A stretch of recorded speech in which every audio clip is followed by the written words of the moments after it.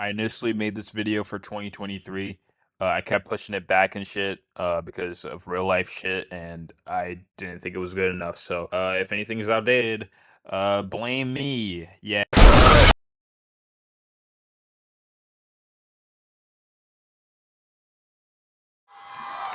I just want to say a couple of things. I'm Andrew Garfield, and I'm going to be here introducing this panel, this amazing Spider-Man panel. Stan Lee says that the reason why Spidey is so popular is because all of us can relate to him, and I agree. I needed Spidey in my life when I was a kid, and upon receiving his power, unlike most who become corrupted, he used it for good. And I think we all wish that we had the courage to stick up for ourselves more, to stick up for a loved one more, or even a stranger you see being mistreated. And Peter Parker has inspired me to feel stronger. He made me, Andrew, braver. He reassured me that by doing the right thing, it's worth it. It's worth the struggle. It's worth the pain. It's worth even the tears, the bruises, and the blood. And I wouldn't be able to stand here in front of you guys right now without feeling that Spider-Man was here with me, with his reassuring hand on my shoulder, making sure I don't fall over and concuss myself.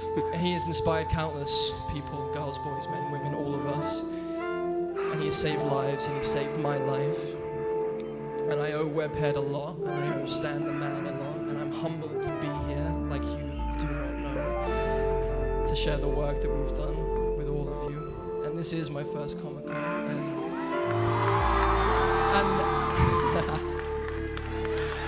this is definitely the coolest moment of my life, and thank you for being here and sharing it with me.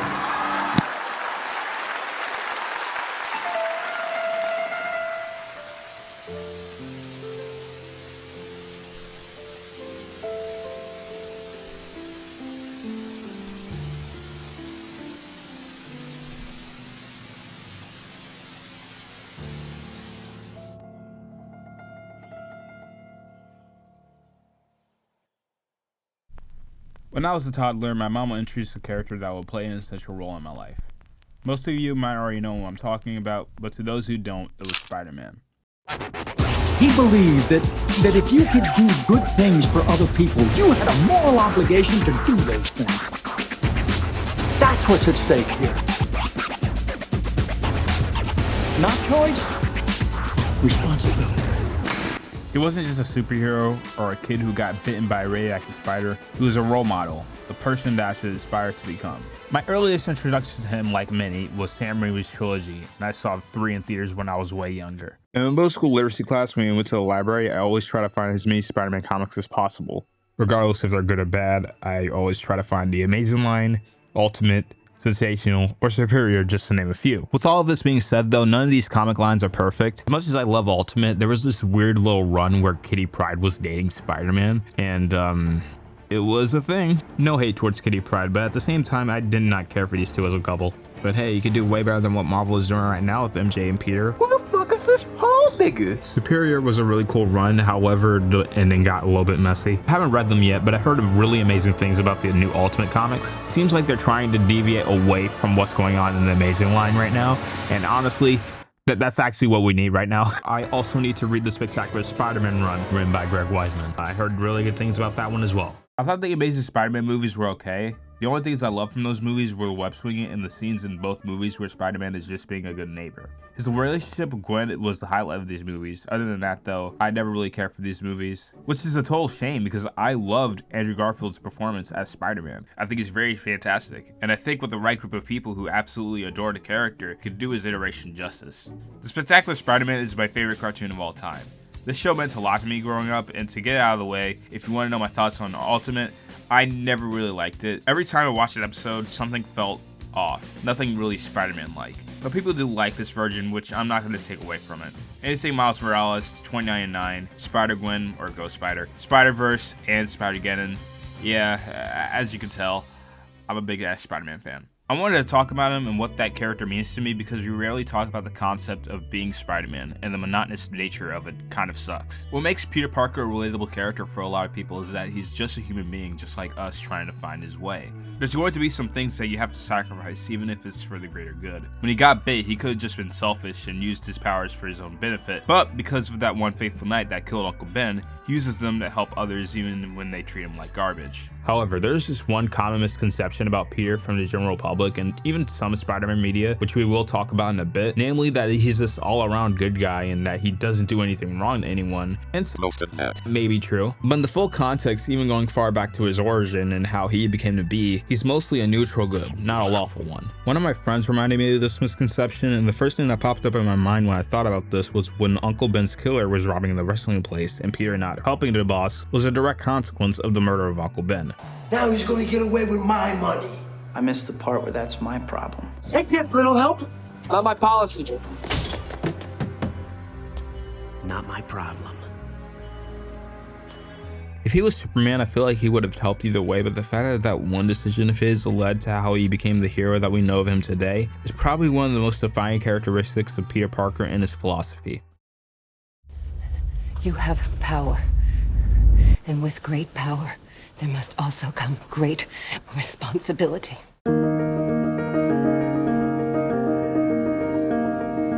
It's one of the reasons why I really loved No Way Home so much, at least in the first viewing. Even though No Way Home wasn't a perfect movie, the editing was a bit rough, the first act wasn't that strong, and some of the jokes weren't that great. Please, Scooby-Doo this shit. But the writing feels like a tribute to Peter Parker as a character. Everything that could go wrong goes wrong, but the Peters want to help all these villains, even if it could harm themselves or their loved ones. If it had to be any other person, a selfish one like Doctor Strange, they could have done something worse. Tom wasn't like that. But what it took for him to change his former mindset ultimately was Norman killing his only family member, who actually cared for him for many years. It was decisive when the other two Peters showed up to console him because they went through the same thing. My Uncle Ben was killed. It was my fault. I lost Gwen. She was my MJ. Gwen? I couldn't save her. Gwen! I'm never gonna be able to forgive myself for that. But it still didn't change Tom's mind. When the final battle between him and Goblin ended, Toby looked at him intensely. When he was around his age, he killed Norman and saw his best friend Harry die in those same two eyes he was looking at Tom with. In his words, It's heartbreaking. some people will disregard this whole movie and think that the nostalgia from the previous iterations and cameos are the only things carrying this movie, but it's not. There's heart, passion, and love poured into making this movie, and again, even though it wasn't perfect, it still has that same Spider-Man charm that we all know and love.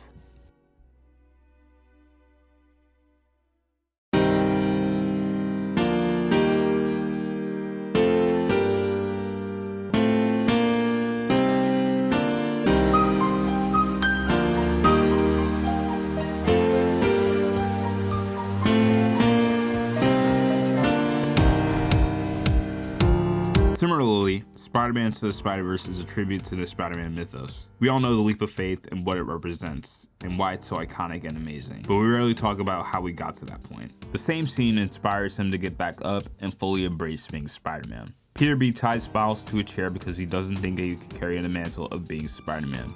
Miles, I came to say goodbye. We can say goodbye at the Collider. You're not getting it. You're staying here. I need to be there, so you can all go home. They are going home, Miles. I'm the only one staying.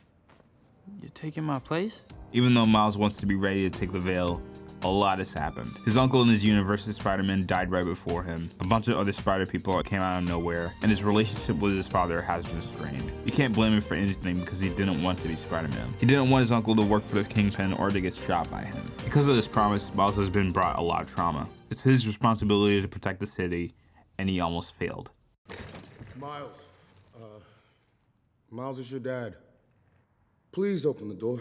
When his father shows up to tell Miles about what happened to Uncle Aaron, even when Miles can't talk to his father right now, his words inspire him and make his relationship with him grow much closer than before. The detail I love the most about this scene is that Jeff gets closer to his door and Miles gets closer to him.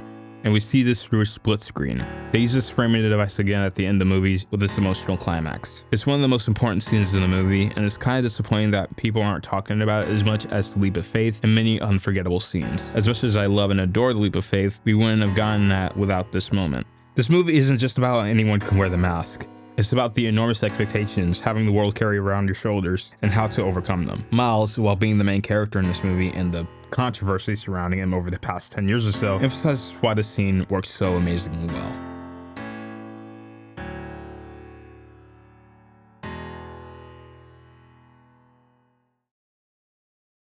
Why did I blow off my friends?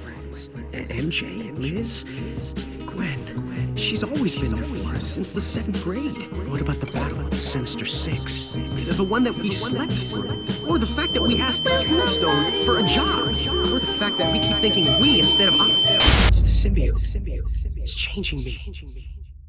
Earlier, I said that The Spectacular Spider-Man is my favorite cartoon, and there's no exaggeration. It effortlessly encapsulates the best aspects of the character, from the story to his villains to his moral code to his terrible punctuality. I don't think there's a bad episode. Every episode has its purpose. Whether there's a step narratively or in character progression, it all returns to Peter. Intervention is the episode that emphasizes this the most, and is one of my favorite stories in Spider-Man media. I recommend watching this series if you haven't, especially this whole arc, which I will discuss spoilers from this point forward. Intervention, while a backstory focused episode, is a fascinating look into the character, a great deep dive into themes like insecurity, anxiety, and addiction. At this point in the series, we see the symbiote slowly changing, and they show this by how he acts and treats people. We all just want to help. Help? It's a good one. How exactly do you plan on helping? Do my homework, maybe lower my GPA? Or borrow my camera, take some Spidey pics? Because I do need the money. I got some humongous hospital bills to pay. We're just trying to be your friends. Yeah, well, unless my friends are prepared to pony up some cash, they can keep their help. And their sympathy. At the end of the episode, before this group therapy, I saw myself within Peter's struggle, especially when he talks to himself. This alien, it's some kind of symbiote. Still, what do we care? The Six were put down hard. Parker gets paid for the photos. What else matters? He grows more selfish as the arc progresses, and while going through this, like trying to get off an addiction, he tries to get the symbiote off, drowning him in the field trip that changed his life, the night that changed his life. We all know this story. They made it in a way that feels way more emotional than the other iterations of his origin, especially with what came after that moment that started this beautiful series. It made me want to talk about Spider-Man, and it made me fall in love with the character in the first place. The best part of this episode wasn't even the action, it was the internal conflict between Peter and his inner demons, Venom in this case, on being Spider-Man. This whole arc with Peter disconnecting his friends and making a completely different mindset for himself, only for him to realize what he's thinking about, mirrors what my thoughts were in high school. I really talked to my friends at that moment, online or offline, which made me feel terrible because I knew they care about me a lot. And the way the writers wrote these episodes weren't just created with children in mind, but also teenagers and adults in mind who felt this way. And while when it's said this is one of the most revolutionary things to happen in a kid's cartoon, it's really incredible that this one used very vulnerable storytelling for a younger audience. It feels like the writers knew that struggle. I also just noticed when Pete reaches out for the symbiote, not only does he look like he gave up, but he also looks scared. Peter in this series is 16. Even though he's been through a lot of shit, it brings a bunch of nuance to the fact that he's still a child. Peter shouldn't be going through any of this, but he has to. And just because you can't do something doesn't mean you should. With great power, there must also come great responsibility. I always get chills down my spine and get choked up with those two back-to-back montages. And Josh Keane's performance in this was holy shit. He gave at least one of his best performances as Spider-Man. He also played the symbiote here. His voice was so chilling. The entire symbiote arc is an essential centerpiece for the whole series, and it gives us an incredible and heartfelt conclusion to it with nature versus nurture. Still slow on the uptake, huh? You're a disease. They're the cure. I honestly don't think there could be a better Spider-Man cartoon than Spectacular. There's a reason why this show has a huge cult following. Not only does it have the more profound and obscure elements of the character, but it makes it more accessible to anyone who wants to watch it for the first time. It's the essential Spider-Man series and my favorite cartoon of all time. Nothing went as planned today. Understatement of the year. But I'm still Spider-Man and still undefeated. And I still have this amazing person watching out for me. Tell me there's something better. Go ahead. Try.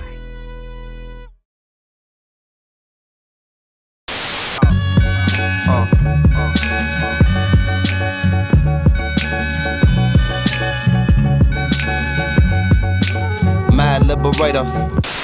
Franchise, but I want to help you, buddy. What do you want? What can this 500 people collectively clap our hands and make happen for you? Oh man, I don't know. I'm pretty, you know what, like out of everyone in the world, I'm so happy. Like we should be putting our energy towards something that actually matters. What could be more important than that right now? Yeah, maybe the lives of, I don't know, Palestinians in Gaza right now. Maybe that's where we put our hearts and our energy, and anyone suffering, anyone oppressed, anyone that is suffering under. From one small bite, a brand new legend begins. Today, everything changes. Whoa, my spider sense is tingling. I'm Electro! Boys, let's squash us above. These skies are mine! Surf's up! Get caught in the web of the spectacular Spider-Man! Catch a full hour Saturday mornings beginning at 9:30 on the CW for kids. I'll blow this town! Try to get up there in time, Spider-Man! Watch me got my web, Goblin! Watch yourself, fool! Oh, Silk, if I don't get you, webhead, I will! Holy Hannah! And you're running out of blue! This is more action than even Spider-Man can handle!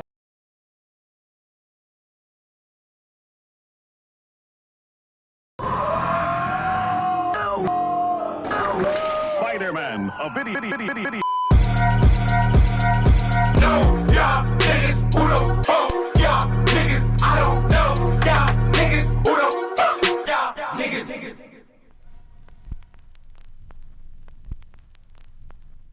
Before we get back to the video, I just want to say that I have a gaming channel. Kinda. It's called Neurotics. It's a joint channel between me, Geek, Manuel, Enlisted, and Lee. We edit the videos. We bring in guests.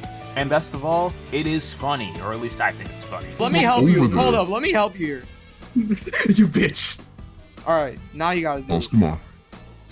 You're a bitch, man. Alright, now. The worst part about running a channel like this is that I don't have a PC, so I am not going to be in every single video. But when I do, it is a fun time. Miles, that's not gonna work, bro. That's not gonna work. Go check it out if you can. There's a link in the description below. Goodbye.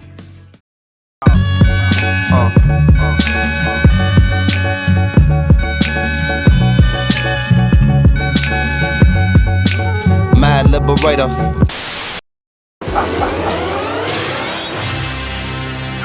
Wait! I've come to help! Listen to me! You help me? Traveling vaudeville villain. You don't give a flying fuck who ain't not filling them. What I love the most about Marvel Spider-Man is that they wanted to tell a story that is as emotionally compelling as well as making it feel like Spider-Man at its core.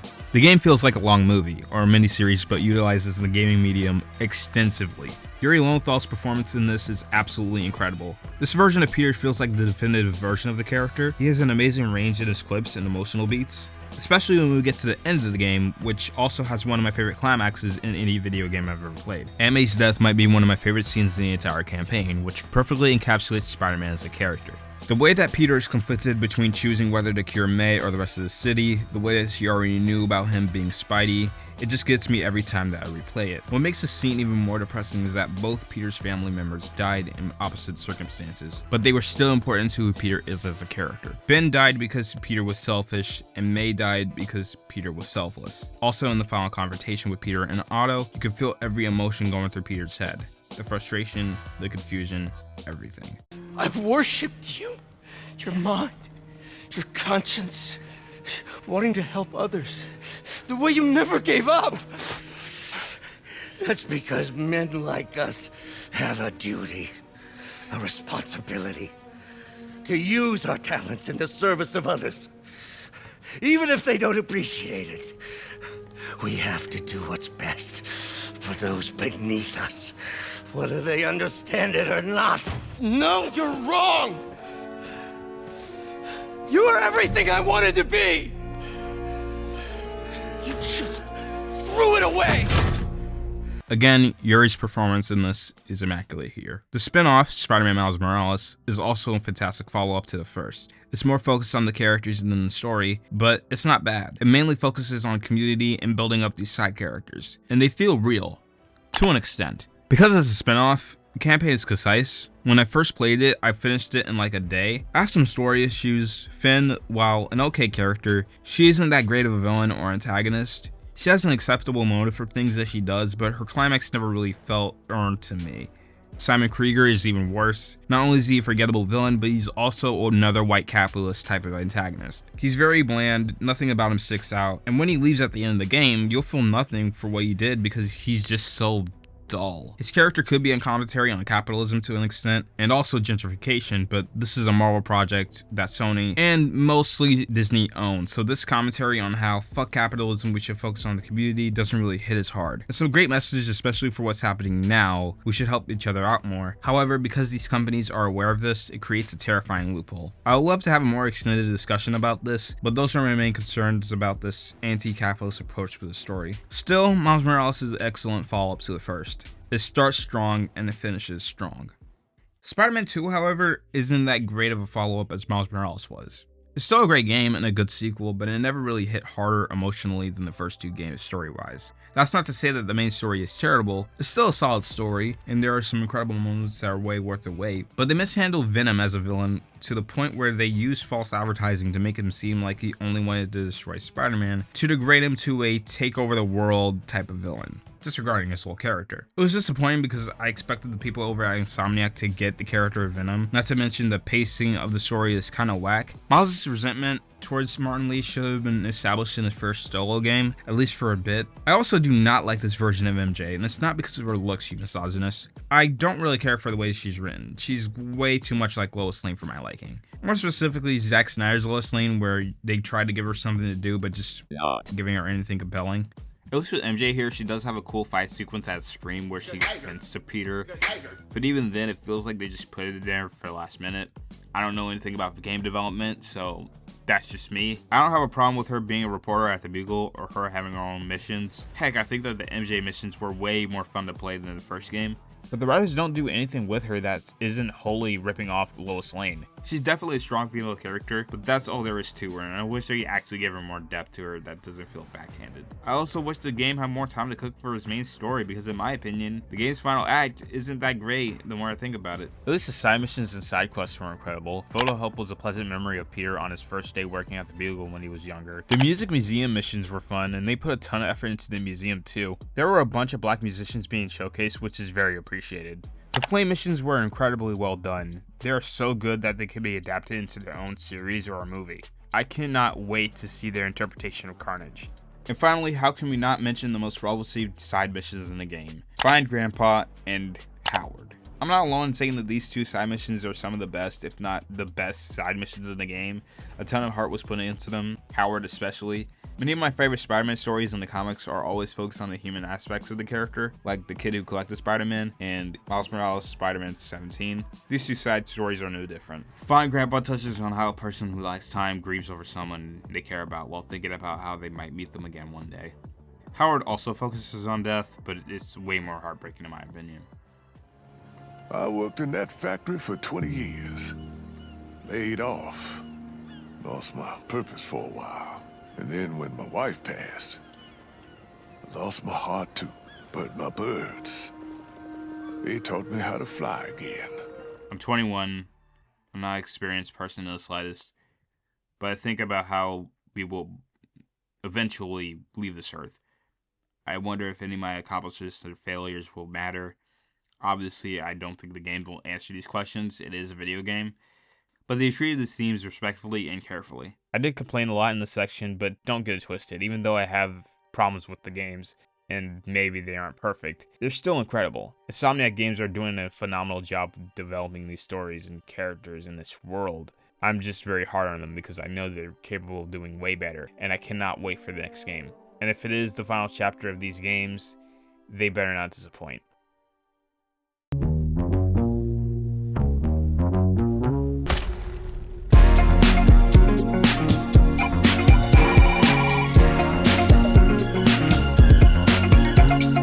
I won't sugarcoat when I say that the Amazing Spider-Man films aren't that great. You're a fraud, Spider-Man! I've touched on this before in a video, but I do not think that these movies have aged very well as the other films here, maybe outside of No Way Home. There's some really cool aspects to these films. The visual effects and CGI work are really well done, especially with the Swingy, as we'll never get this good with Swingy ever again.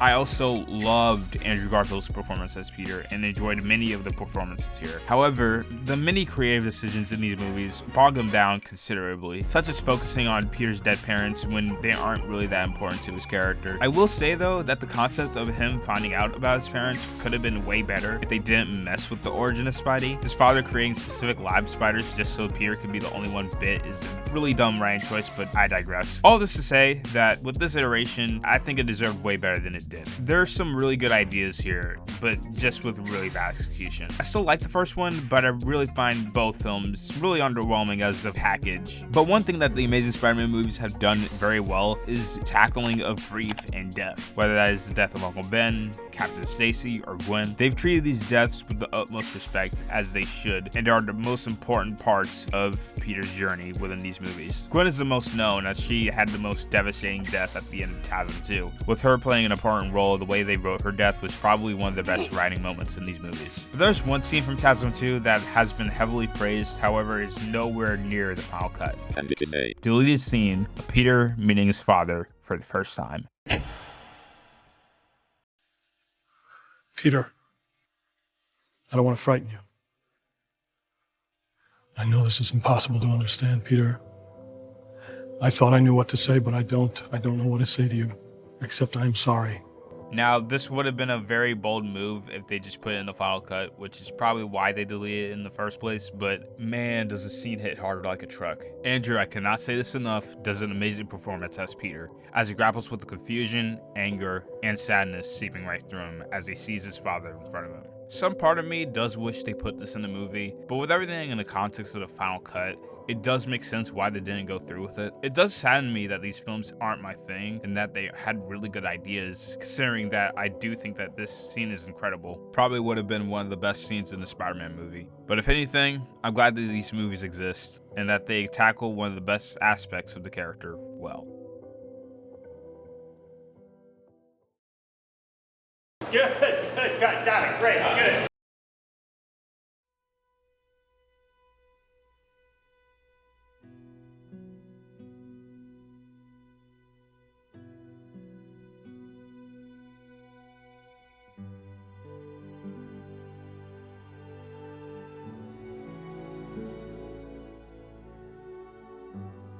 Spider-Man 2, 20 years later, still ages like fine wine. As I said in the beginning, I grew up with the Raimi trilogy, and seeing it all over again was a huge relief. I never related more to a character like this version of Peter. When he finally gets back up and tries being Spider-Man again, it felt a connection with it. It was uplifting and powerful to see it 20 years later. What helps the movie a ton are the characters. Every character helps each other in one way or another, making it feel realistic but also sincere. They feel like real people who have real shit to deal with, and even though this is still a fun movie with a man in a leotard costume fighting another man with 4 arms, it's way more profound than that. It's about fatigue. But the movie doesn't want Peter or Otto, or you, the viewer, to give up. We all have those moments when we want to, but that doesn't mean it's the end. As a person who's still trying to learn this, you will get back up and get through this, but it won't be easy. Just take your time and make your own decisions. What Spider-Man means to me is that you should always get back up. And while it's easier said than done, it's still a possible solution. Like a symbiote, depression is a goddamn disease. Yet, it's the friends and families that you made along the way to help you cure it. I know that sounds corny, but you know what I'm saying. Even though it's been over 2 years since my senior year of high school, shit hit the fan. Mentally, I struggled with the formulaic process of the average school day, making me feel like nothing. Whenever my mom asked me about how my day was, I would respond with, same old, or it's cool. I felt like Peter in Spider-Man 2. I struggled with burnout and depression, especially in my senior year and how that affected me. Like Peter, I'm not as punctual as I used to be, and even though I've never had the trauma that Peter had, and while I did well in school, I'm still struggling with it mentally. I wanted to quit at that point. When I felt like I was at my lowest, Spider-Man 2 was there. I saw myself within Peter, trying to stop doing what he loves the most, but he couldn't because of the responsibility that he has to keep. I feel seen when characters like Spider-Man understand and represent what it means to go through that. Adding characters like Miles, Miguel, Gwen, Hobie, and many more will be represented.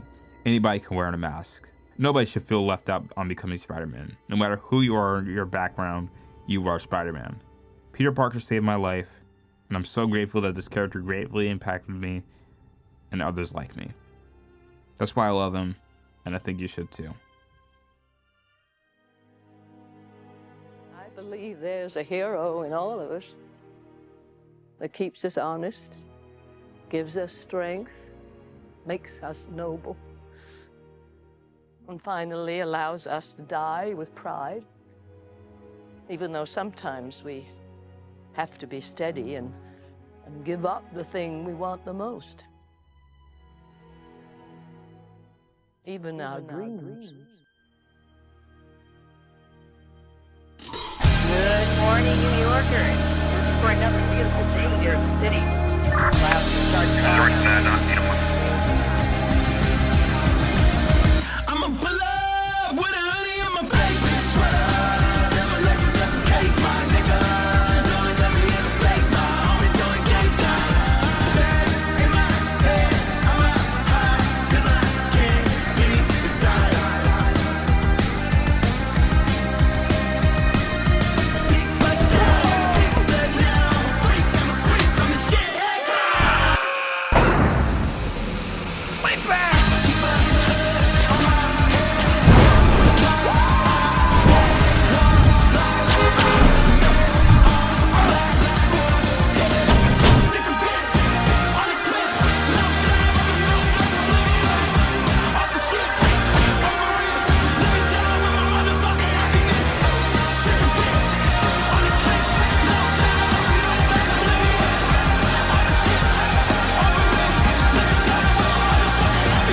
This is my gift. This is my power. My curse.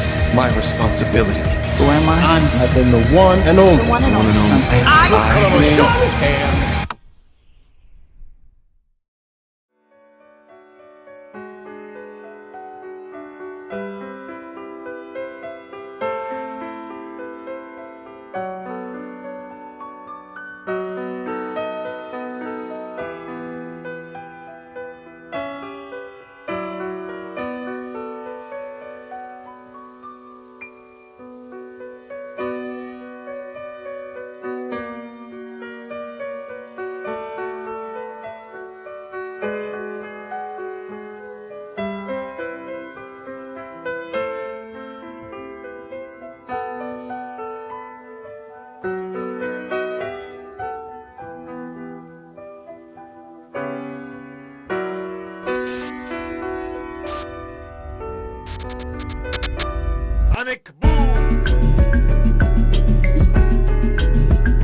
Kids see ghosts sometimes. Kids see ghosts sometimes.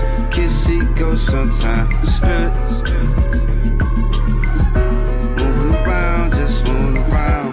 Kids see ghosts sometimes. Kids see ghosts sometimes. Kids see ghosts.